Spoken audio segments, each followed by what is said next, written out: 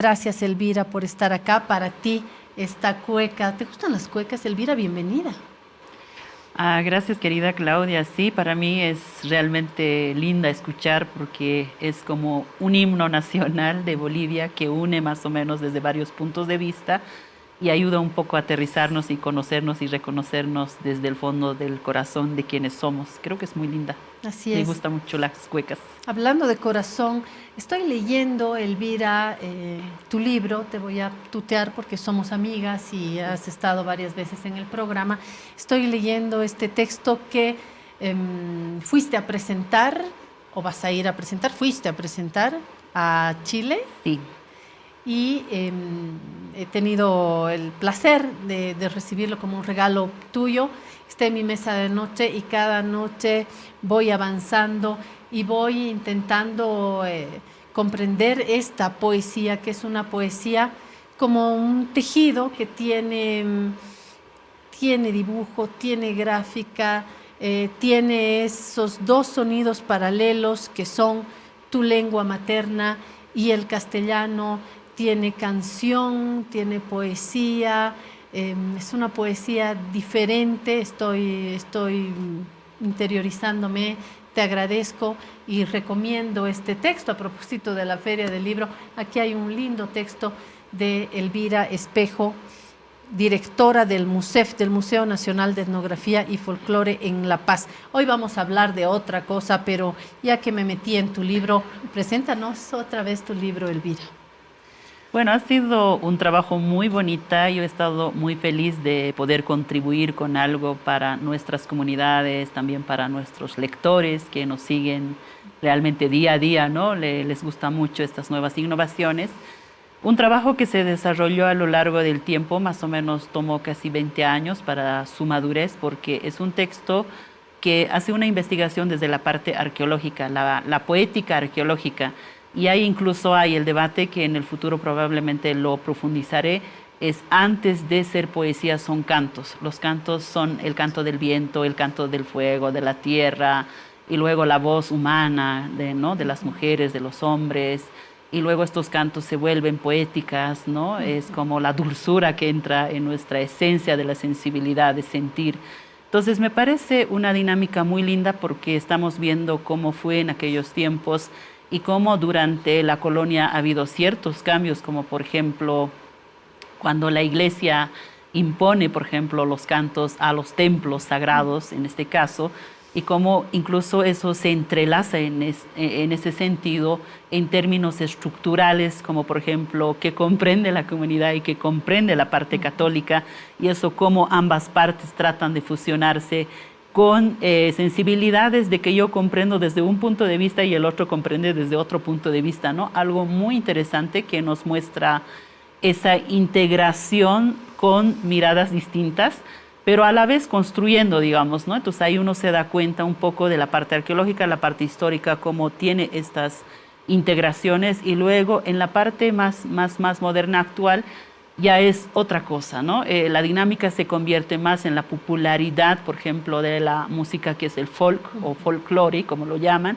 Entonces ahí uno entiende estas dinámicas, cómo nos ayudan a superar estos vacíos que en muchos casos hay en textos, por ejemplo, coloniales que se menciona, por ejemplo, en Huamampoma de Ayala, a veces también en Holguín, ¿no? en el diccionario.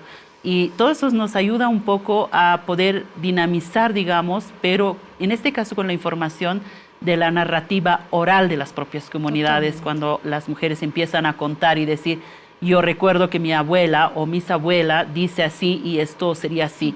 Y justamente en esa conversa con mi abuela, algo que me ayuda, por ejemplo, Martina Pumala, en este caso, mi abuela es Gregoria Mamani, y ella habla de su bisabuela, que es la Martina Pumala, y ella supuestamente recibió de su abuela, y lo que cuenta es, por ejemplo, en mi época, dice, ¿no?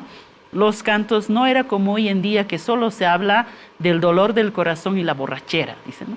Ella dice, en nuestra época había que cantar realmente al sol, a la tierra, había que cantar al universo para agradecer de todas las acciones. Exactamente. Y de esto, Elvira, tú hablas en la introducción, en las primeras páginas, hablas de tu abuela, de ese narrar, de ese dar el sentido. Uno da el sentido cuando lo cuenta, y uno cuenta usando la palabra, y uno usa la palabra y hace poesía, y la poesía es canto, y el canto es baile, y el baile también es una relación profunda con la naturaleza. Te escuché hablar del baile del ratón. Sí. Me encantó, Elvira. ¿Podemos, antes de hablar de lo nuestro hoy, que me cuentes nuevamente cómo es esto del baile del ratón en tu región?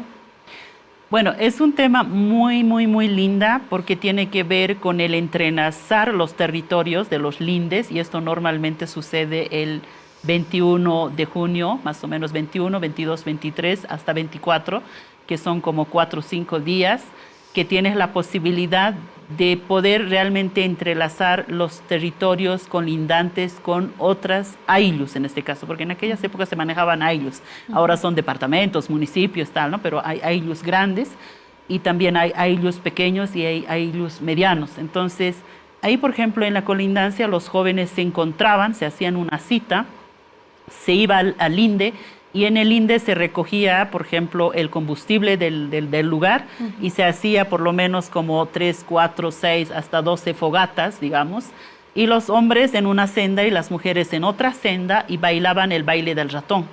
Y el baile del ratón es justamente que el ratón, por ejemplo, ha salvado, según la narrativa, en este caso, de las comunidades, en este caso de la historia oral, que podríamos decir, dice que es el gran guardián de todas las semillas, es el recolector, ¿no? El ratón recolecta, lleva a su madriguera, en este caso a su casa, y ahí lo guarda, ¿no? Entonces hay momentos muy difíciles, por ejemplo, cuando hay una sequía, cuando, por ejemplo, no tenemos una tierra bien fértil, o, por ejemplo, hay como una pandemia que viene, en este caso los insectos, a terminar, digamos, en este caso el sembradío. Entonces puede haber problemas tan serios, y siempre se dice que el ratón tiene una parte para poder contribuir, y contribuyó con una semilla, ¿no? Y de esa semilla se vuelve a reproducir, y gracias a los ratones, en realidad las semillas no desaparecen. Entonces ese día se baila justamente el baile del ratón, Achaquilpa se llama en Aymara, y se hace la ceremonia de agradecimiento al ratón por haber guardado las semillas, y se corta un pedazo de la oreja y se les pone arete, ¿no? Así es que andan con los aretes. Se le pone aretito, y ahí yo ya me preocupé y dije, pero no se mata el ratón, ¿no? No, se le agradece. Se le agradece. Se baila. Y luego se suelta al ratoncito, pero se le ha agradecido. Se le agradece por toda esa producción, se pone los aretes, se le suelta, y luego entrelazas todo este lindero, justamente para que el territorio también esté agradecido al ratón por haber contribuido con las semillas, con el tema del guardar, con el almacén, ¿no? Entonces hay ese discurso muy linda, digamos, ¿no? Los ratones guardan las semillas, pero los aves recolectan y diseminan, ¿no? Entonces hay como un equilibrio de poder contribuir al terreno para poder tener más producción, y el ser humano siempre tiene que estar agradecida a todos los animales porque cumple un rol de conectividad con la vida. Así es, a los animales, a la tierra. De hecho, estamos en agosto, que es un mes de agradecimiento, donde la tierra se abre, las energías se sueltan, y tenemos la oportunidad otra vez este año de agradecer todo lo que hemos recibido, y de dar alimentos a la tierra, a la naturaleza finalmente. Elvira, directora del Museo Nacional de Etnografía y Folclore, estamos también aquí para hablar de la crianza mutua para la vida, recordando que el 22 de agosto se va a inaugurar otro encuentro, el 36º momento de la reunión anual de etnología, que estará destinada a una reflexión sobre la alimentación. Qué interesante, porque es justo cuando tenemos tanto problema con el incremento de precio de los alimentos, de las materias primas, la inflación, y sobre todo el no tener ya garantizado nuestro derecho a la alimentación. Es interesante, entre otros puntos, por eso esta reflexión sobre la alimentación y el principio de la crianza mutua para la vida. ¿Cómo es esto, Elvira? Bueno, es un tema que nos hemos planteado el año pasado justamente para poder aportar, digamos, desde nuestro entorno, desde nuestro territorio, desde nuestro pueblo. Y creo que ha sido un tema que abrió muchos campos de debate, ¿no? En este caso, el debate académico que lo tenemos en el país, bueno, la mayor parte de los académicos han absorbido esta herramienta académica de las fuentes que vienen, en este caso los términos griegos o los términos, por ejemplo, romanos, o también podría ser, por ejemplo, latín, ¿no? De donde realmente uno se alimenta y como que de ahí nace a las fuentes bibliográficas y de las fuentes bibliográficas nosotros los repetimos, construimos, reconstruimos. Y eso es la propuesta que se la tiene ya desde la parte académica muy construida. Y en ese sentido, mirándonos un poco desde adentro, porque el Museo Nacional de Etnografía y Folclore en realidad tiene una gran colección de los bienes culturales que vienen de las comunidades, como el 95% son de las comunidades en este caso. Y si queremos hacer un estudio tenemos que acercarnos, hay que saber las lenguas, hay que saber el territorio, hay que conocerlo. Entonces, conociendo desde esa dinámica, cuando ya comenzamos a plantearnos y replantearnos de que el bien cultural no es un vacío, el bien cultural no es la belleza superficial de la estética que se ha estudiado en los años 60, 70, 80, sino más bien buscar esas conectividades de la vida social, la interacción social que sucede en este caso en la sociedad. Y ahí comenzamos a mirar un poco de la alimentación y nos topamos con esta terminología muy machista que es muy predominante, la domesticación. El hombre domestica los animales, el hombre domestica las plantas y el hombre es el superior de todo.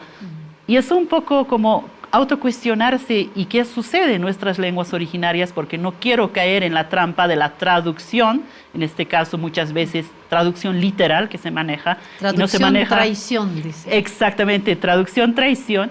Entonces no entramos en la estructura lingüística. Y en este caso lo que hicimos es realmente hacer un estudio de la estructura lingüística, cómo entendemos, cómo lo vemos. Entonces de ahí me doy cuenta y al ver, digamos, todo ese campo de conectividades, encuentro los términos como, por ejemplo, uihuaña, que es en aymara, quiere decir la crianza mutua, ¿no? Y en quechua es uihuay, igual la crianza mutua, y en guaraní es ñanderico, igual la crianza mutua. Y mi pregunta es, ¿esta crianza cómo se la ve en términos estructurales? Y hay la crianza mutua, por ejemplo, ali uihuaña, la crianza mutua de, en este caso de las plantas, ¿no? Uiwa uihuaña, la crianza mutua de los animales, ¿no? Y luego hay la crianza mutua de los bienes culturales que son yanak uihuaña.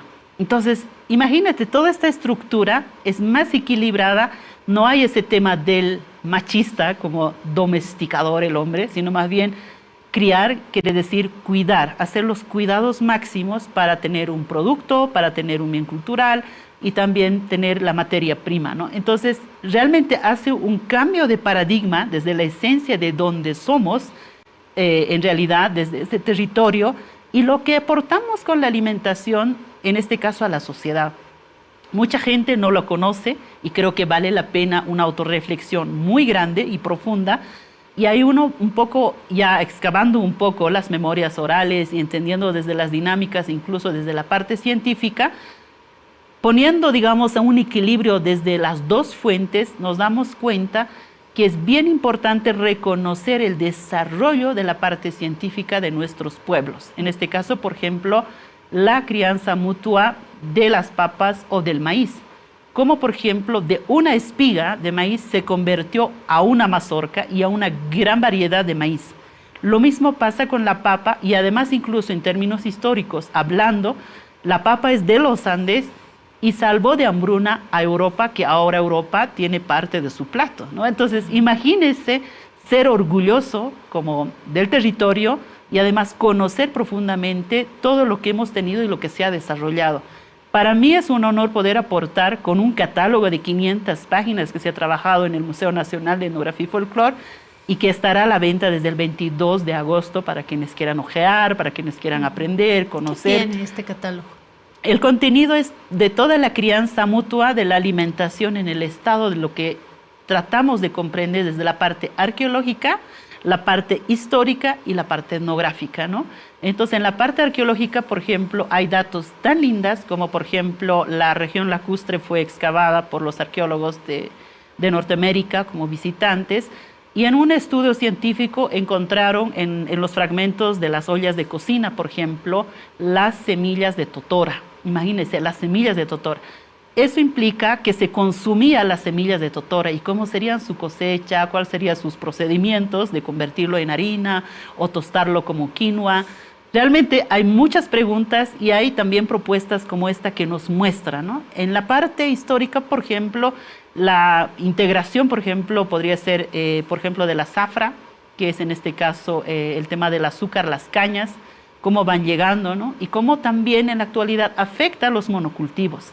Entonces, como que hay un contenido bien amplio de todos nuestros productos, ya sea de los valles, de tierras bajas, el altiplano, por ejemplo, de tierras bajas, algo que me sorprendió y la verdad, yo no lo conocía porque no conozco mucho de tierras bajas, no soy especialista, pero con toda la lectura amplia me sorprendió mucho el tema de la variedad, en este caso, del tubérculo yuca, que es, yo conozco una yuca, quizás dos, digamos, pero hay más de 26 variedades. Lo mismo pasa con camote. Claro. Y esta crianza mutua hace esa generar, están, ¿no? Desapareciendo también en los sí, alimentos que marcan también etapas. No deja de haber voces que extrañan, por ejemplo, la calla. ¿Cómo es calla? ¿Dónde se compra la calla? ¿Qué tipo de calla, por ejemplo? Sí. Es uno de los alimentos que ya no encontramos, ¿no? Y que hay que reivindicar también. Hay que reivindicar la identidad. Exacto, es la identidad, es cultura, es ciencia, es tecnología,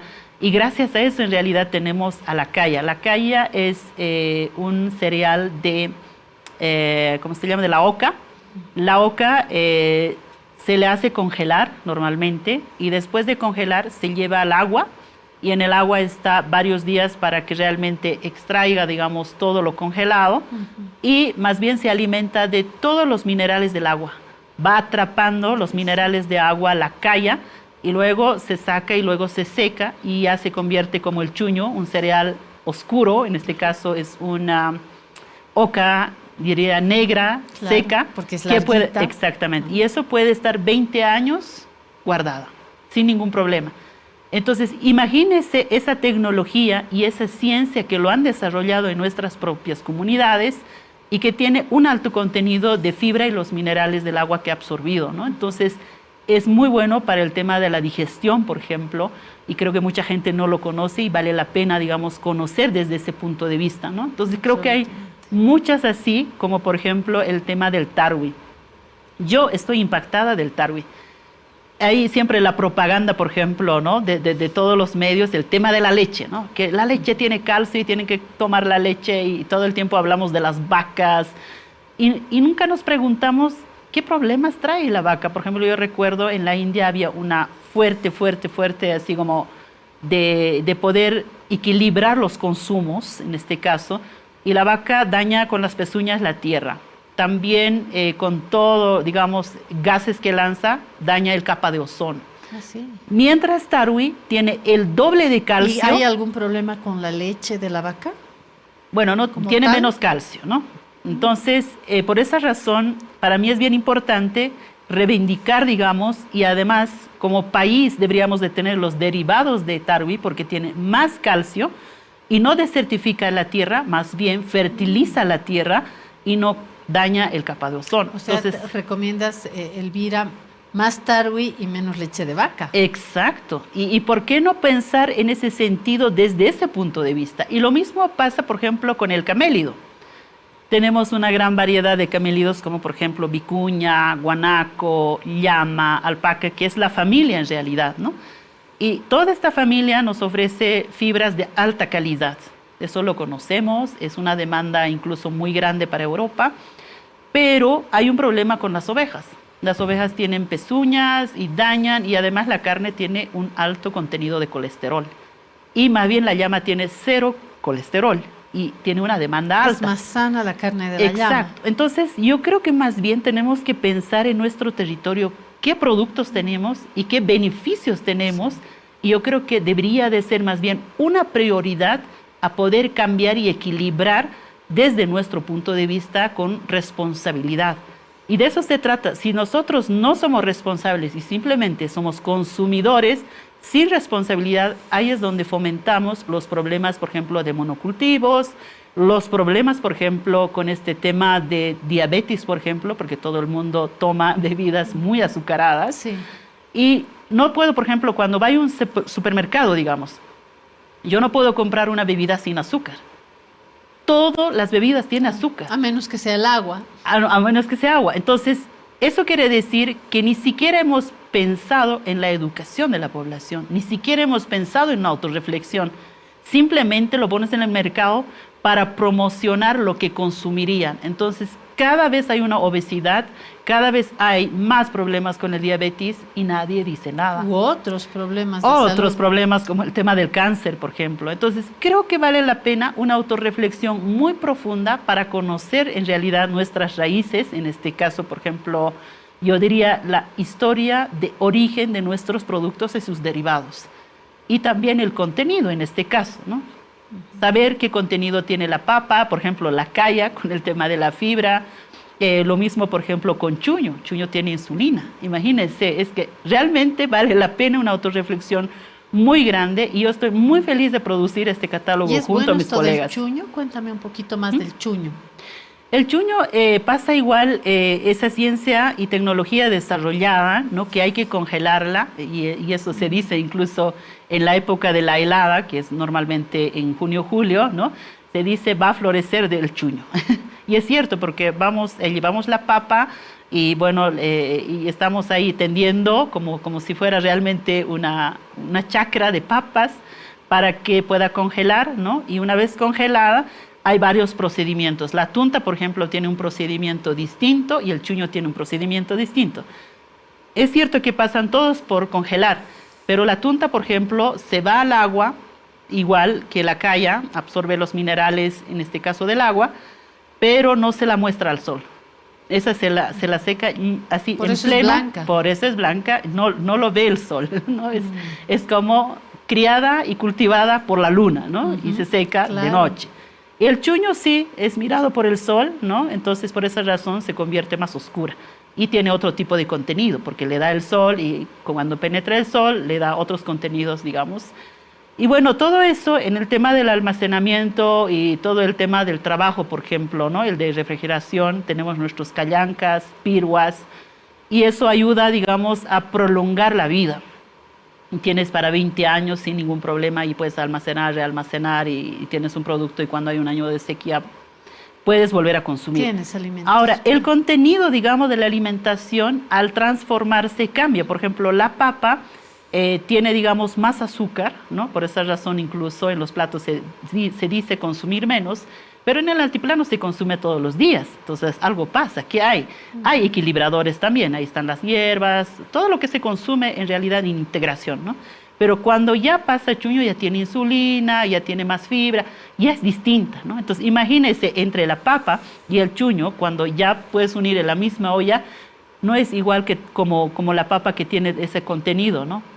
Tiene otros contenidos el chuño. Entonces, imagínese esa integración, digamos, de la transformación en términos científicos que se ha desarrollado a lo largo del tiempo, amerita un estudio profundo y ofrecer la mejor opción de todo lo que contiene el producto. De hecho, en esta reunión anual de etnología va a haber también una serie de exposiciones, ¿no es cierto?, que van a estar ahí mostrando productos. Es interesante porque va a haber reflexión y ahí mismo en los espacios del MUSEF va a haber, me imagino, propuestas de estos alimentos, va a haber un diálogo sobre los beneficios, ¿no es cierto? Eso es bueno, se está juntando la academia con lo que realmente estamos haciendo cotidianamente, sobre todo en el campo, ¿no? En la producción, me imagino que es esencialmente en el campo, ¿no, Elvira?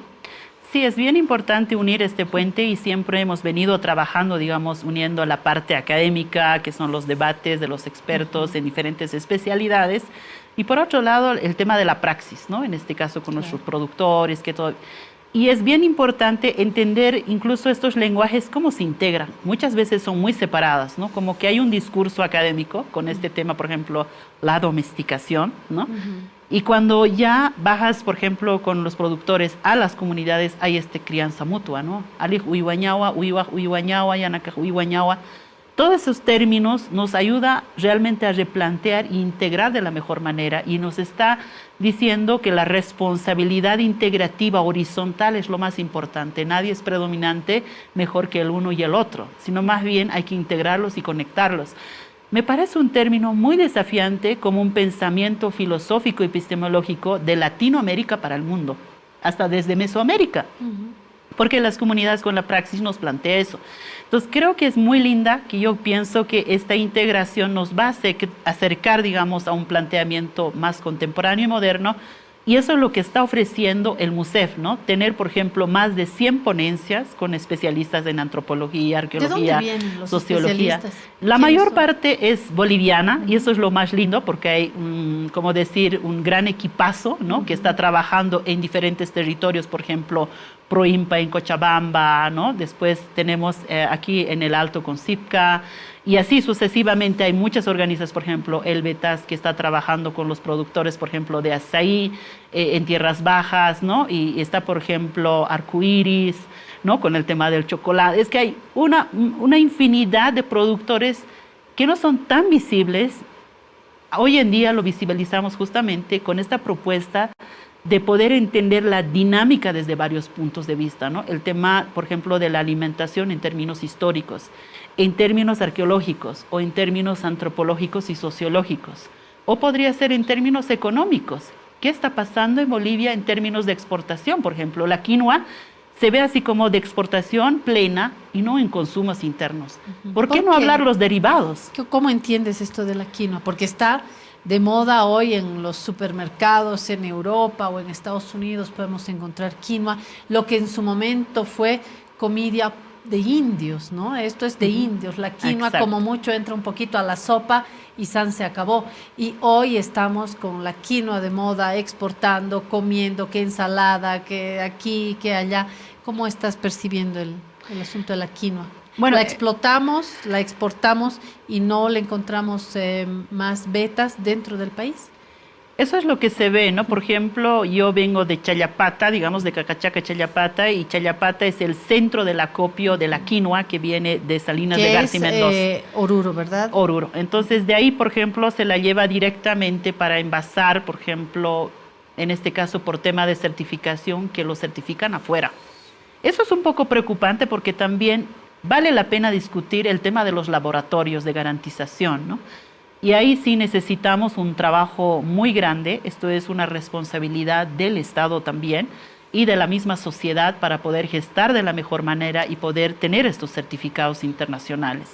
Entonces, como que haces un gran acopio, eso se va al mercado internacional y en el mercado internacional lo que me impresiona es hay un gran derivado, ¿no? De galletas, de pipocas, de ensaladas. Realmente te ofrece, yo he estado, por ejemplo, en Alemania y visité un supermercado y lo que me impresionó es la gran variedad, ¿no? de producción derivada de quinoa.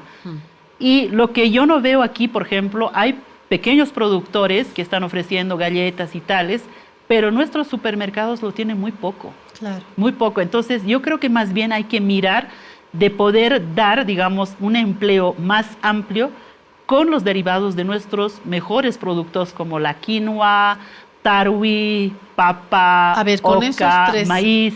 Tenemos muchos de realidad. Muchísimos alimentos y como dices, Elvira, con un saber y una tecnología, pero de hace tantos años que hoy hay que nombrar y decirle así, decirle tecnología, decirle ciencia, decirle saber. En la quinoa, por ejemplo, cuéntame, ¿cuáles son las formas más interesantes para consumir la quinoa? ¿Cómo la consumimos? ¿La podemos consumir en cereales? Bueno, en la sopa de quinoa, que es deliciosa, sirve muchísimo para las sopitas de quinoa, pero también para el pesque, por ejemplo, ¿no? ¿Te gusta el pesque? Sí, yo siempre he comido pesque, sopa, pisara. Pisara es como el arroz, que es muy fácil de hacerlo, igualito que el arroz, ¿no? Y realmente es una comida así muy deliciosa.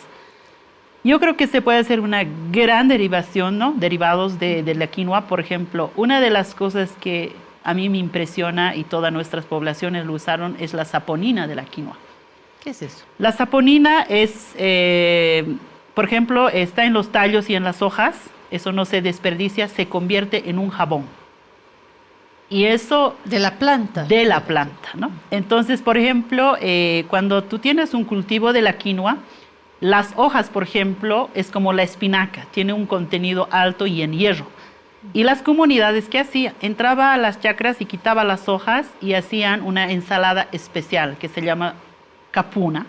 O sea, una ensalada con la hoja de la planta de la quinoa. Exacto. Y ahora, ¿qué es lo que pasa? ¿Y cómo sabe? ¿La has probado? Sí, yo siempre lo comí porque mi abuelo siempre lo consumió. Pero el tema de la educación es la que nos ha quitado esas esencias, ¿no? Porque el tema de la educación viene con arroz, viene con fideo, viene con azúcar y viene con el aceite. Entonces, como que no se incentiva a consumir sus propios productos, ¿no?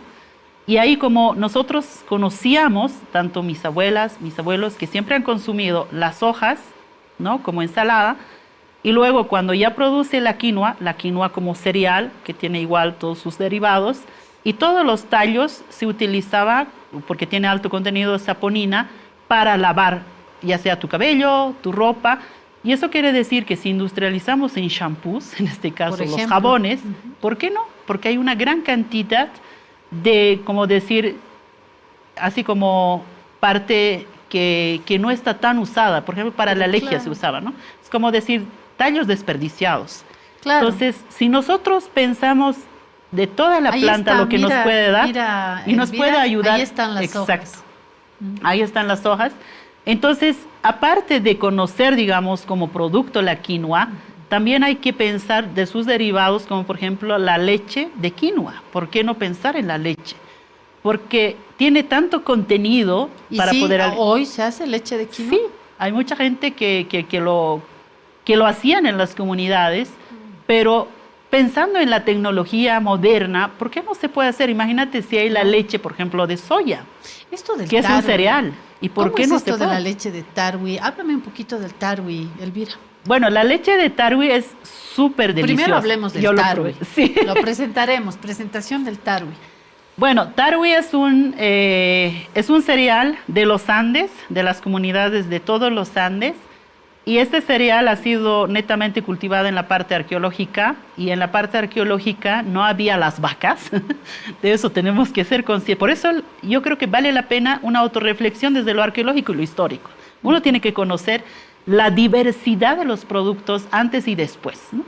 Entonces, en la parte arqueológica se tenía, por ejemplo, los tarwis, y esto era el plato principal para el tema de poder absorber el calcio, por ejemplo. Entonces era, por ejemplo, el tarwi es una planta que fertiliza la tierra, pero además, por el alto contenido de que absorbe, por ejemplo, el calcio y otros minerales. Un minuto porque ¿ya? A ver si logramos tener alguna imagen de tarwi para que podamos ilustrar bien. Ya están buscando. Sí, van a buscar el tarwi. Ya nos van a estar ahí guiando con la plantita. Entonces... ahí está Elvira, ahí está. ¡Ay, qué hermosa! ¿Has visto? ¡Qué linda! Hermosa, ¿no? ¡Qué linda! Es una flor que está en flor. Entonces, lo lindo es, por ejemplo, el tarwi, la semillita, el cereal, por ejemplo, es un buen desinfectante, ¿no? ¿Por qué? Porque tiene una amargura muy fuerte, concentrada, que se puede utilizar como pesticida, los primeros aguas. Y eso utilizó... Perdón, te vuelvo a interrumpir, Elvira. Yo en el mercado siempre me compro este tarwi que lo venden también, nada, para comerlo así, ¿no? Como esto me lo enseñó mi abuela, botes. Mi mamá, claro. Entonces uno lo muerde un poquito y saca y deja la cascarita, o lo puede comer directamente entero. Y esto lo venden en unas bolsitas muy, muy baratas. Usted se va a dar cuenta en el mercado, no lo puede comer así. Pero ahora que lo veo, mira, en esta ensalada con cebolla, creo que hay tomate, creo que hay perejil. Qué rico, puede servir también para este tipo Bueno, de... se puede hacer todo, ¿no? Entonces, así como te contaba, ¿no? Sí. Que también sirve para desinfectar y normalmente en vez de utilizar las pesticidas que hoy en día conocemos, que además es muy dañina, se utilizaba la amargura de tarwi para la pesticida orgánica. Eso no daña la tierra, no daña a los bichos tanto, sino más bien protege a la planta, digamos, ¿no? Entonces, realmente es muy interesante. Si uno mira, hay un montón de detalles, digamos, del tarwi. Y luego tenemos como tarwi ya como cereal que se saca esa amargura y se consume en todos los derivados que se puede hacer, leches, galletas. Pero, ¿y esa amargura no será leche amarga, Elvira? No, ¿Esto de la leche? no, porque se extrae, se la remoja. Mira, el procedimiento del tarwi, primero se remoja. Y una vez remojada, ese primer agua es la amargura que tiene, que es un pesticida. Eso sí puede salir para el pesticida. Claro, esto es para pesticida y se la guarda. Antes lo guardaban, ¿no? Y luego viene el hervir, ¿no? Hierves, igual ese agua, esa amargura, igual se la guarda eso para el tema de la pesticida. Y luego eso se lleva, cuando ya está cocida, se lleva a un lugar donde fluye mucho agua. Entonces ahí se va lavando por completo y así también los minerales del agua que se van quedando en el tarwi y el tarwi se va quedando con todos los minerales que no se puede extraerla, ¿no? Entonces la amargura, digamos que se vuelve a nutrir. Se vuelve a nutrir, igual que el chuño también, se vuelve a nutrir. Entonces ahí ya se queda, por ejemplo, la mayor parte del calcio y otros, digamos, ¿no? Entonces de ahí ya puedes hacer leche, puedes hacer galletas, puedes hacer sopa, puedes hacer como esta ensalada. Claro. O comerlo así, o comerlo se compra una así. bolsita. Exacto. ¿Cómo se hace, o más que cómo se hace?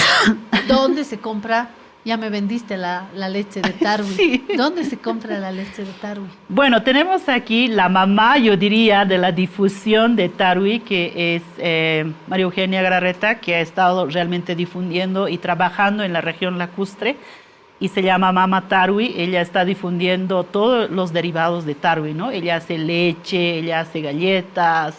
Incluso ella misma ha planteado no utilizar las bolsas plásticas, utilizar, por ejemplo, las bolsas orgánicas. Por ejemplo, puede ser, por ejemplo, la tela de tucuyo o puede ser, por ejemplo, el papel, en este caso que viene de, ¿cómo se llama?, de las cebadas o que viene de las...